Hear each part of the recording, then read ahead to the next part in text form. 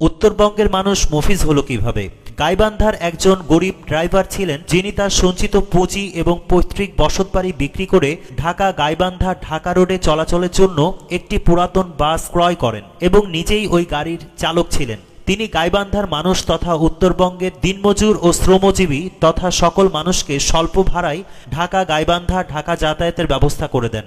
কয়েক বছর পরে বয়সের ভারে উনি যখন ক্লান্ত, তখন তিনি পুরাতন বাসটা বিক্রি করে একটা নতুন বাস কেনেন এবং চালক হিসেবে নতুন একজনকে নিয়োগ দেন।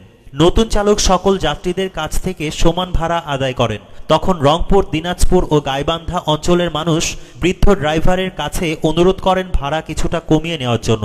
তখন এই বৃদ্ধ ড্রাইভার অর্থাৎ গাড়ির মালিক একটা টোকেনের ব্যবস্থা করেন, যাতে লেখা ছিল মফিজ, মানে যার কাছে মফিজ লেখা টোকেন থাকতো নতুন গাড়ির সুপারভাইজার তার ভাড়া কম নিত।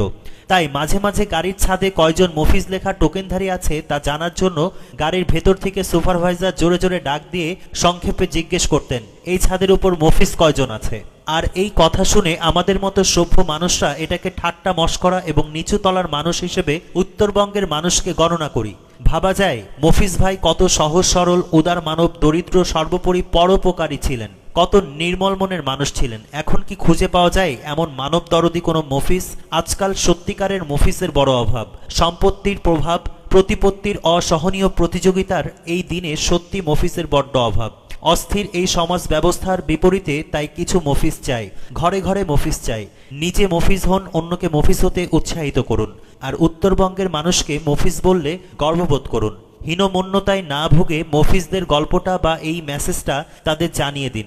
এই লেখাটা নিজের ফেসবুক ওয়ালে শেয়ার করে রাখুন। অন্তত 10-20 জন মানুষ জানুক মফিজ কে বা কারা।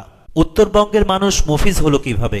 গাইবান্ধার একজন গরিব ড্রাইভার ছিলেন, যিনি তার সঞ্চিত পুঁজি এবং পৈতৃক বসতবাড়ি বিক্রি করে ঢাকা গাইবান্ধা ঢাকা রোডে চলাচলের জন্য একটি পুরাতন বাস ক্রয় করেন এবং নিজেই ওই গাড়ির চালক ছিলেন। তিনি গাইবান্ধার মানুষ তথা উত্তরবঙ্গের দিনমজুর ও শ্রমজীবী তথা সকল মানুষকে স্বল্প ভাড়ায় ঢাকা গাইবান্ধা ঢাকা যাতায়াতের ব্যবস্থা করে দেন। কয়েক বছর পরে বয়সের ভারে উনি যখন ক্লান্ত, তখন তিনি পুরাতন বাসটা বিক্রি করে একটা নতুন বাস কেনেন এবং চালক হিসেবে নতুন একজনকে নিয়োগ দেন। নতুন চালক সকল যাত্রীদের কাছ থেকে সমান ভাড়া আদায় করেন। তখন রংপুর, দিনাজপুর ও গাইবান্ধা অঞ্চলের মানুষ বৃদ্ধ ড্রাইভারের কাছে অনুরোধ করেন ভাড়া কিছুটা কমিয়ে নেওয়ার জন্য। তখন এই বৃদ্ধ ড্রাইভার অর্থাৎ গাড়ির মালিক একটা টোকেনের ব্যবস্থা করেন, যাতে লেখা ছিল মফিজ, মানে যার কাছে মফিজ লেখা টোকেন থাকতো নতুন গাড়ির সুপারভাইজার তার ভাড়া কম নিত। তাই মাঝে মাঝে গাড়ির ছাদে কয়জন মফিজ লেখা টোকেনধারী আছে তা জানার জন্য গাড়ির ভেতর থেকে সুপারভাইজার জোরে জোরে ডাক দিয়ে সংক্ষেপে জিজ্ঞেস করতেন, এই ছাদের উপর মফিজ কয়জন আছে।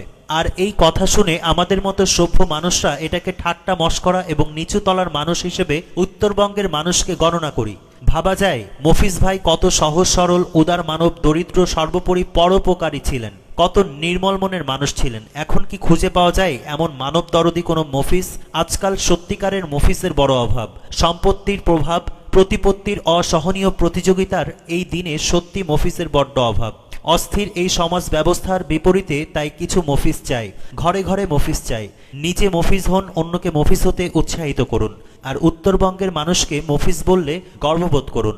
হীনমন্যতায় না ভুগে মফিজদের গল্পটা বা এই মেসেজটা তাদের জানিয়ে দিন। এই লেখাটা নিজের ফেসবুক ওয়ালে শেয়ার করে রাখুন। অন্তত 10-20 জন মানুষ জানুক মফিজ কে বা কারা।